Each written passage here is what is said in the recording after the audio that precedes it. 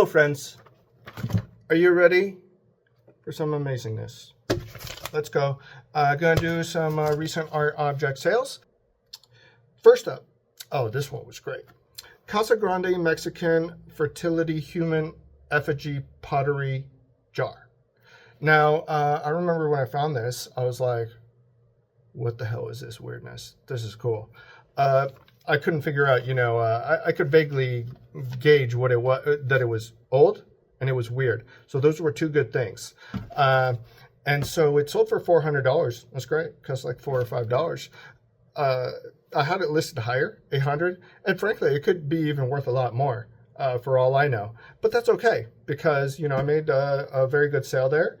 Goes on to somebody who will likely, I'm going to bet they get a lot more knowledge on that stuff. So sometimes I'm like, it's good that the object goes to the person that's got the knowledge on it, And so it's good they also get deals. Next is Murano, 15-inch gold color vase. Sold for $100, cost about $10. And, that's pretty decent. I just thought it was a nice piece, mostly, Next is vintage McKinney Hall Seneca and Osceola Native American framed litho portraits. These two sold for $300. With these kind of pieces, the shipping, when I was first starting to ship artwork, it seemed like monumentally impossible and tricky, but now I'm getting more used to it. So it wasn't too bad to ship, actually. You build a little bit of knowledge on how to do it when you start doing it. You just got to get your reps per usual, and you will learn and figure it out. And the process becomes much faster. But these portraits are actually pretty interesting because they were a whole set that was done back in the 19th century.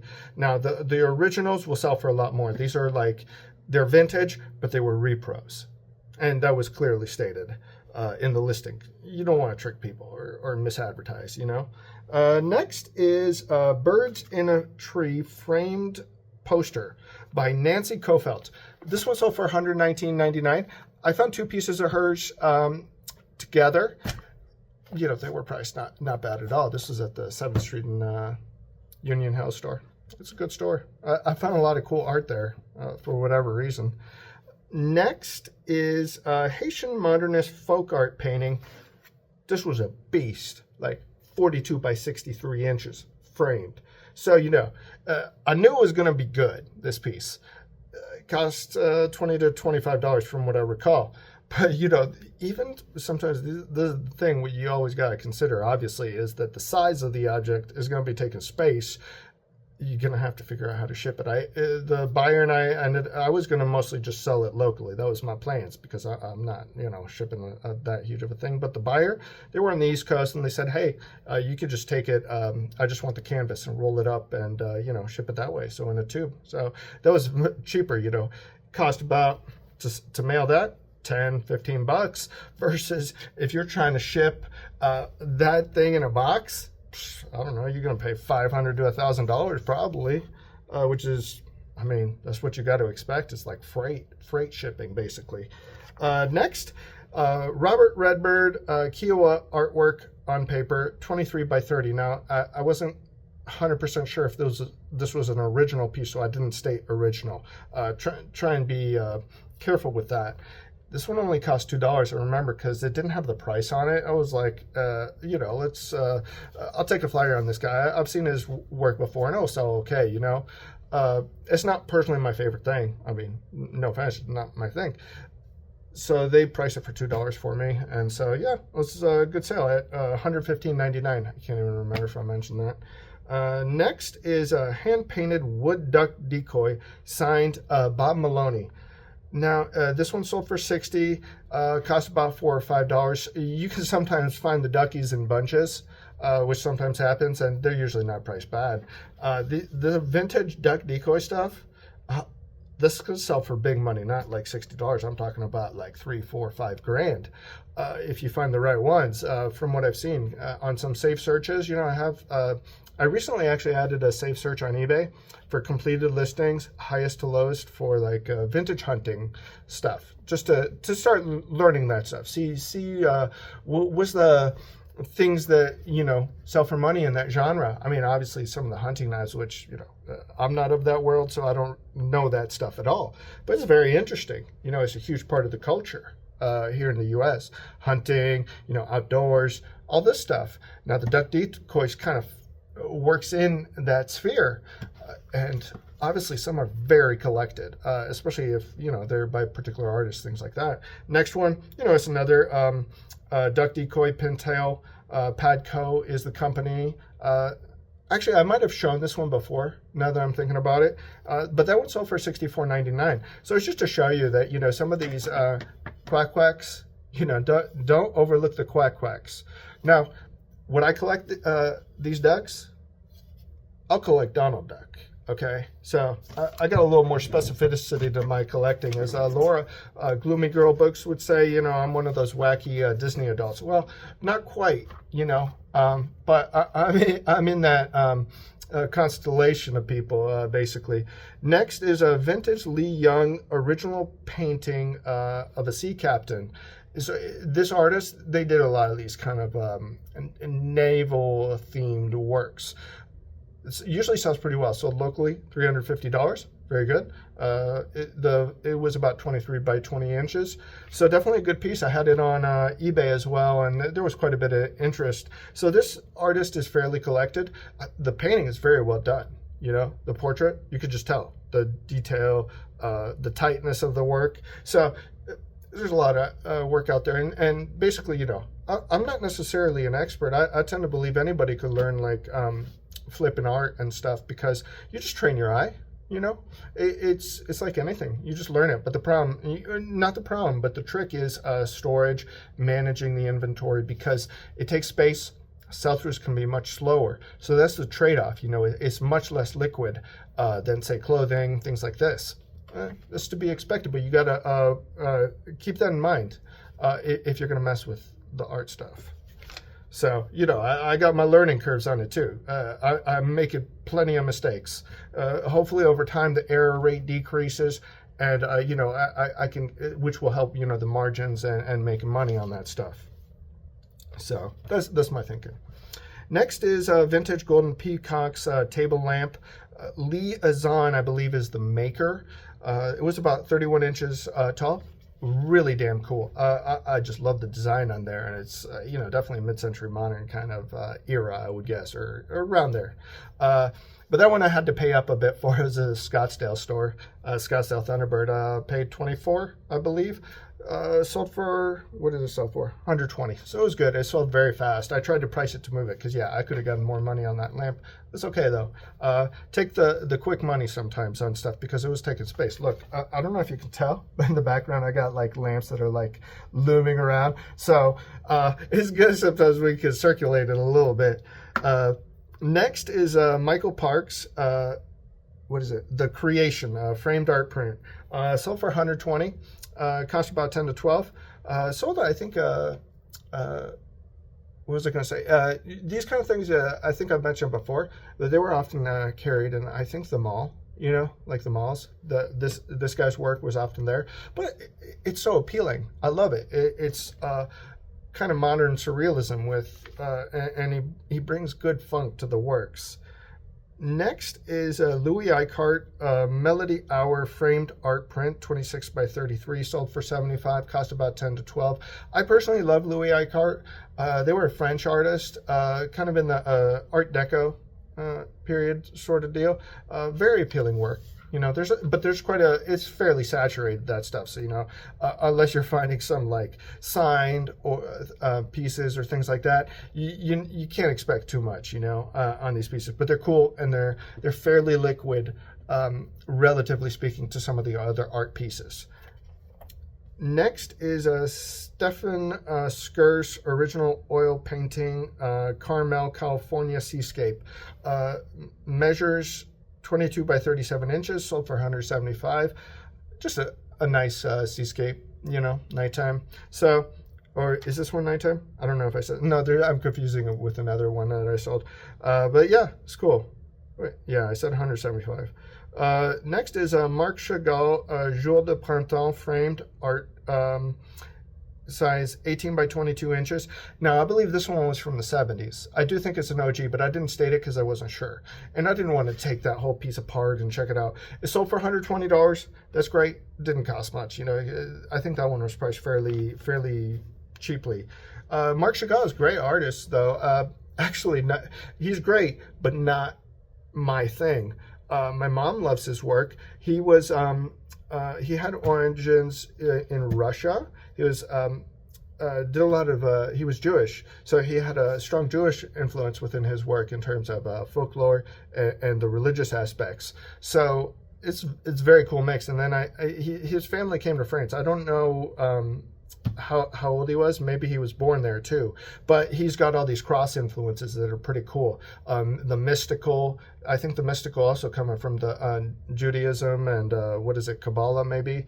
So a great artist. Next is Chinese folk artwork, kind of a peasant sort of deal where they're apple picking and everything. Is a very cool piece.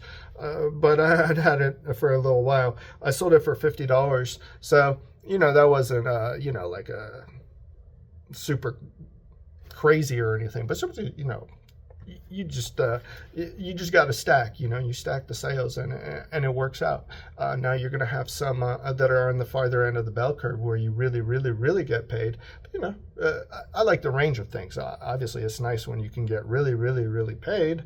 But, you know, you just got to singles, doubles, triples, home runs, you know, build them up. Yeah, be a complete player. That's what I say. Oh, and this person was cool, though, because, you know, this I always personally like with the buyers when they were kind of telling me, oh, yeah, you know, they're very excited to get the piece. They're telling me how they're going to decorate and everything. And sometimes they'll send me pictures afterward. And I like that. I think it's cool. I just, it's kind of satisfying in its own way. And plus, I'm like, oh, you get to learn on their aesthetic, how they're seeing things, how they like to organize things, which, frankly, I could probably learn from because, you know, I ain't always doing the best organizing job, but I appreciate people that can manage their space with skill, basically. Next is Out West by Roy DeForest. Now, this dude's got some hella funky artwork. I love it. Very stylized in a certain way, very appealing. This was a larger piece, 30 by 30, sold for $130. What did I pay? I think I paid around $15. I got that one a talking stick, I remember. Always had a lot of interest on it, but it took a minute to sell. But like I was saying, you just got to be patient on some stuff if you're wanting to get certain prices on it, you know. Next is Robert Cox Flower Still Life Original Oil Painting. This one sold for $75, so nothing crazy. I actually thought it would sell for more when I originally got it. I was thinking like a couple $100. But this dude, I think he must have like cranked out a decent amount of these, so the supply is fairly high-ish. So, you know, and I remember I paid, I got that one at Savers. I think I paid maybe $18. So, you know, but it sold fast, so that was a good thing. Next is a vintage German cuckoo clock. You know what? When I found this, I was like, damn, yes, I finally found a goddamn cuckoo clock. I love cuckoo clocks. They remind me of those vintage children's cartoons that I used to see, you know, the old ones, where you'd have a crazy little cuckoo coming out of the clock, and I was like, dude, I need one of those, you know. So I finally got one at a decent price. It was like $20 at Savers. It wasn't working, you know. I mean, you think I can figure out how a goddamn cuckoo clock like works to fix it? This is like, you got to have some expertise. It's pretty damn niche. I'm not going to fiddle around in there. So this one sold for like $70 though. And I'm like, you know what? I'm not going to fuck around with cuckoo clocks anymore unless they're really cool and the price is right. Because they take space and they're just so easy to damage. So that's kind of some of my thinking on it. Oh, I do love them. So there you go. Next is vintage Peruvian hand-woven tapestry, 40 by 24, had folk art kind of vibes. Sold for $50, cost $5, sold very fast. I just like the vibe on it. That's why I got it, you know. So definitely a good sale. Next is Mike DeBalfo signed Little Red Riding Hood pinup art print. Sold for $80, cost $7 to $8. I got a funny story on this because I know Mike DeBalfo. I think he's a cool guy. He's a very good artist. He's based here in Phoenix. I've done some like kind of drawing sessions with him. One of my pals, you know, he was supposed to do some some projects with Mike, and they fell through because Mike's busy. Mike's got a lot of things going on. Well, my friend took it personal. And when I told him, hey, man, I found Mike DeBalfo signed art print, he's like, yeah, that belongs in the dumpster. I'm like, ooh, my friend still got hard feelings, apparently. I don't know. There you go. But I like a lot of the pinup style artwork, you know. I mean, come on, I'm a dude. And I like the lineage of it. I like the older stuff to the newer stuff, and variant takes. I like getting like some of the T-shirts too, with pinup stuff. I'd love to get some cool Betty Page T-shirts, and you know, even straight up just like cool strip club ones. But I'd prefer like illustrated ones. You know, I don't mind trashy, but I do like it when it's illustrated. So there you go. Next is Moonlight, Ocean Wave, and Seagull Seascape original oil painting signed. This one sold for $250. Great sale. And cost, you know, I think this one wasn't bad. It was like 10 to 12 bucks. Next is a vintage, I think it was from the 80s, Chinese lacquered birds and botanical motif wall panels sold for $400. It was a very good sale. Now, you know, and I got this one. I remember it was in Sun City. And these kind of things, I believe, are fairly in vogue right now. Somebody who bought a piece, like one of these vintage Asian, like 80s style art pieces, was telling me, oh yeah, this is like super trending right now. I'm like, oh, damn, I just think it's cool, you know, and fairly timeless, you know, because it just looks great, in my opinion, like, you know, when you're decorating. If you're trying to bring that vibe, though, because, you know, those pieces take a lot of energy in a way. So you just got to decorate correctly with that stuff, in my opinion. Next is David Hockney, Garraby Hill framed landscape art print, sold for $100. Didn't cost too much. That's also, I think, a find at 7th Street in Union Hills. But, you know, Hockney's interesting. He was a very versatile artist, British dude. You know, I think his height in terms of, like, career and being in the public sphere was 80s, 90s.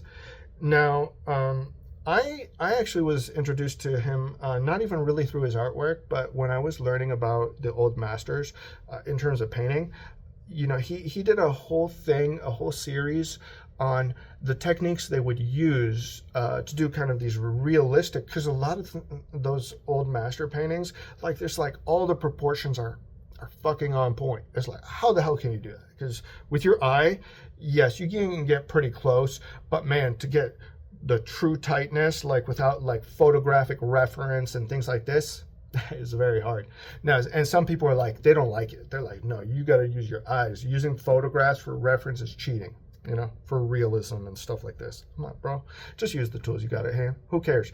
The thing that matters is the work itself. You know, now understanding the process is always cool. Now, the thing I'm trying to get to with Hockney, though, is he explained those old masters were using camera obscura techniques. Often there's variances on how they would do it, but you're like in a dark room, you know, and then you just like have a small hole, and then it kind of projects the image. I think it's upside down, and then you just trace, you know, so you got all the proportions. So, because sometimes people are like, yeah, nobody can paint like the old masters, you know, and they were doing it by their eyes. No, man, they had their techniques, they had their processes. Does that make the work any less impressive? No, it stands on its own. That's my view. The process is just cool to know about, though, you know. Let's go, page 4, we're making progress. Vladimir Trechnikov, Miss Wong framed lithograph, 24 by 27 inches, MCM, sold for 100.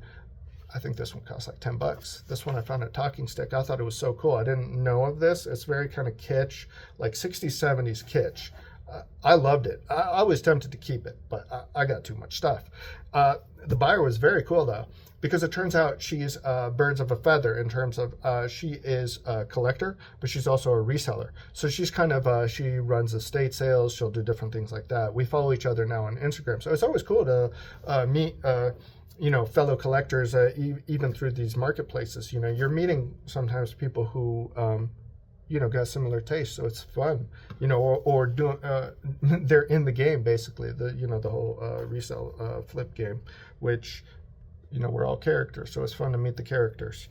Next is Monet, Nymphaeas, Water Lilies, Giverny art print, 30 by 43, large. That was a very large piece, sold for $80. I'm going to try, to be honest with you, I'm going to try and be a little more judicious on the Impressionist pieces I pick up because it's fairly saturated. You can definitely make money and they're fairly liquid, but I want to be more choosy in terms of the kind of pieces I pick up. Like maybe more like strictly like original posters from certain expositions and exhibitions. That's what I'm thinking. Next is a vintage wrought iron vine tree floor lamp, handmade. Very cool piece. I didn't spell wrought correctly in the listing. I just noticed that. But it sold for $150. The guy that bought it was very nice. Yeah, so that one is good to move some lamps. You know, I'm trying to build I build experience in different places, and obviously, you know, my error rate in say the lamps is going to be fairly high. So, and you know, I always try and think about, am I okay if, you know, I got to eat some fuck ups if the payoff is potentially high enough? It's also, you know, it's an education, you know, so you're training yourself. So that's I consider part of the tuition, so long as financially I'm okay with, like, say, putting 10 to 20 bucks into a piece where then, you know, I fuck up. You know, so you just got to make sure your cash flow and your numbers work out, and how much, what is your margin of error that you can tolerate? Because we all got different financial situations, responsibilities, and things like that. I got a fair amount of flexibility. So that's why I can stretch and take some risks and things like that. So, you know, I would never say do things my way. I'm just showing you what I'm doing on this journey. So I want to be clear about that. I'm no expert. Don't necessarily do what I do. I just like to show how I'm doing my thing, basically. And if it can help, I'm very happy. But, you know, I'm not an expert. Next is a set of 2 Dover MCM style plastic bar stool chairs. These sold for $75. They cost like $25. This wasn't necessarily a great pickup. You know, this is kind of like one of my first chairs I picked up. But the good thing is, in the meanwhile, while I was waiting for them to sell, I could use them for, like, you know, stacking some stuff and everything. So they were able to fit seamlessly into, you know, the inventory management system, basically. Next is a vintage traditional Chinese birds flower blossoms framed art piece. This one was 26 by 38, sold for $120. I think it cost about $10. That one I got at the Grand Avenue store, 83rd Avenue in Grand. I love that store, but mostly I like that store because they put out a lot of vintage paperbacks. That's why that store I have a lot of love for. So the book processor does a cool job. But this is the lady that told me that this kind of vintage Asian pieces are very trendy right now. Next is 3 hand-painted ancient Greek pottery replicas, sold for $140. So, you know, I didn't make I priced them. I actually priced them fair, but I tried to hook this guy up because he's very nice. He has a store in Old Town Scottsdale, and he sells a lot of I mean, he's like me. He's selling. Well, not like me necessarily. He's doing a lot of higher end sort of deal with jewelry, art, but interesting pieces, interesting cultural pieces. I would say with the Southwest theme, because you got a lot of tourists there, and what they're looking for, oftentimes, is things that are maybe tied to Arizona and things like that. But he's a very cool guy. So he was actually Greek and Syrian origin. He was in New York for a while. He's very cool. So, you know, I tried to hook him up a bit, you know, give him some deals because, you know, that hustle's hard over there. The rents are insane. So, I mean, the dude has to be incredibly good at what he does to make it work. Always got respect for that. Next is, this one didn't sell, but I just want to give this example. Amara Mexican pottery. Now, that's not really important. The thing that's important is how this dude was doing business is, okay, we set up a meet time for him to buy it. And then, you know, he messages me, I can't make it. You know, can we do it tomorrow morning? And we set up the meeting for the next morning. Well, yeah, okay, that's no problem. Things come out. You know, the time is approaching, and I sent a message to confirm. I don't hear back. And, you know, maybe half an hour after we were supposed to meet, he sends me a message like, oh, I'm fixing things, you know, somewhere. Just like that. I'm like, oh, this dude's just a fucking clown. You know, this guy is not a serious person, and I'm not going to do business with somebody like that who just kind of jerks you around like that. That's just, frankly, it is disrespectful. So, block and move on. So, you know, it's just, when you tell people you're going to do something, do it. And then if you can't do it, take accountability and actually say, hey, I'm really sorry, because, if he'd said he was sorry, things had come up and he wasn't able to message, I'm like, yeah, things happen. But, he just didn't take accountability. So that just, that tweaked me a little. I mean, I don't take it personal. It's just bye-bye. Next is another Murano piece, Murano Hagelin clown figurine sculpture. Sold for $60, cost about $8. This one actually had decent interest on eBay. I'm like, when I got this thing, I'm like, dude, this is one of the ugliest ass things I've ever seen. But people do like ugly and weird. I do too. But that I don't like clowns, and I don't know, it's almost too funky for me or too out of my personal wheelhouse. But people love these because they got personality. I'll give it that. So that was not a bad sale, Next is a set of 3 poster prints, a Monet flowers like frame. I really actually like that piece. Vintage O'Keeffe poster, Georgia O'Keeffe, and a signed Robert Lynn Nelson poster. Now, those all 3 sold for $150. So that was solid. Yeah, that's all the art objects. I hope you enjoyed. I don't know if you had any favorites. Did you like the ducks, maybe? But, yeah, if you have any comments, corrections, all that stuff, just let me know. Just let me know, okay? Now, you got to remember something very important. Always keep having fun. Take care. And I will see you soon. Bye-bye. Last one, I promise. This one just came through. This is a Guro Zauli ritual dance mask, African from the Ivory Coast. And it is about 15 inches tall. Wood. It sold for $169. The cost was fairly high when I got it. I would say it was about, from what I recall, 60 to 65. This is a borderline one, which, I'll often ask myself, would I do this one again? So yeah, you made money, good. Almost 3x, that's all right. But when you think about, I had to drop $60, even a little more, into that thing. Now, the good thing is, sold fairly fast. I think, relatively speaking, for an art piece, I think it was about 3 months. So, I have different measurements, just internal, kind of where it's all about, if I'm investing $20 in a thing, I want to get $60 out of it generally, or more if possible. And those other mitigating factors sometimes, depending on if it can sell very fast, then it's okay. It doesn't have to be a 3x.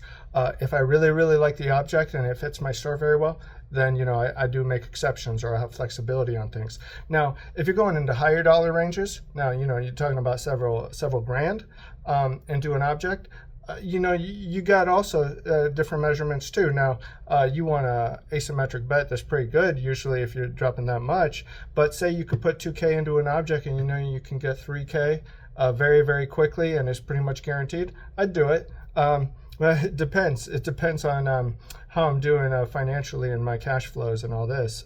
If I'm feeling okay to tie up that much capital into an object. So it's kind of cool to think about, because you want to strategize. I mean, you're doing it at every level of the game, whether you put in $1 into an object, 100, or 10,000. So it's kind of same deals. It's just the amount of risk you're taking. You always want to do your risk assessments, and the more knowledge you build, the more confidence you'll gain, especially if it's within a sphere that you're comfortable with and have experienced. That gives you advantages. You always want to work in spaces where you got advantages in terms of knowledge and things like this, especially the higher up the money chain you go. So anyways, that's it. This is the last one. I promise. Take care. Forgot one piece. This vintage punch tin mirror, Talavera tile, Mexican folk art style. Sold for $100. The size is about 29 by 25 inches. Cost, I think it was between $10 and $15.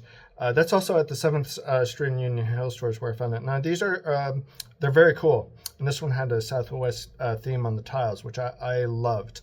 But the problem with these is, condition, they can get beat up very easily. That punched in, it will just, it will take punishment pretty easily. So, yeah, but those are great. They're very fun. So, yeah, that's it. Bye.